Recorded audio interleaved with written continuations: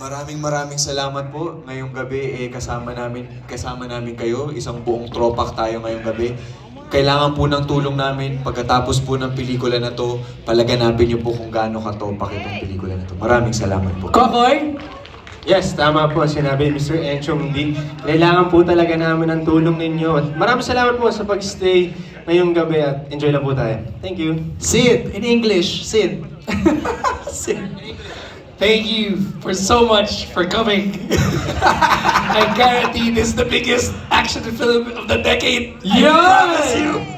I'm so glad it's home. Thank you, Sid. Direct Richard Samas, we want to hear from you, Direct Richard, please.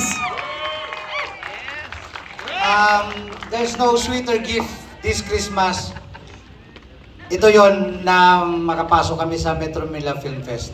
It's an honor already. So the rest, kung ano pa nang mangyari after Metro Manila Film Fest, we just have to enjoy the ride. Ride the lightning lang tayo, mga chong! Thank you, Direct Richard. We want to hear from Julia Montes! Hi, good evening po sa inyong lahat. First of all, maraming salamat po sa oras ninyo, sa pagpunta po ngayon. Sana po huwag niyo pong kalimutan, December 25, Topak po. Action star ka na daw, sabi ni Sylvia. Arjo!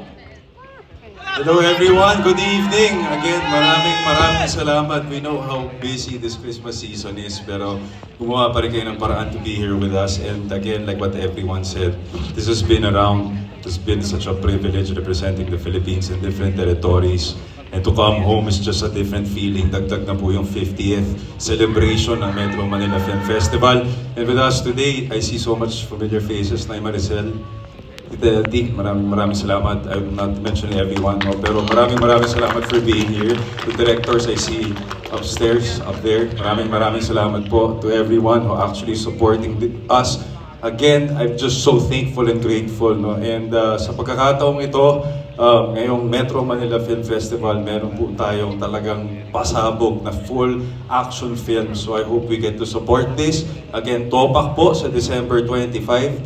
Damayan niyo po kami sa Topak ngayong Pasko. Maraming salamat. Thank you, Arjo. Huwag natin matagalin. Simulan na natin to. Let's go ahead, Sylvia.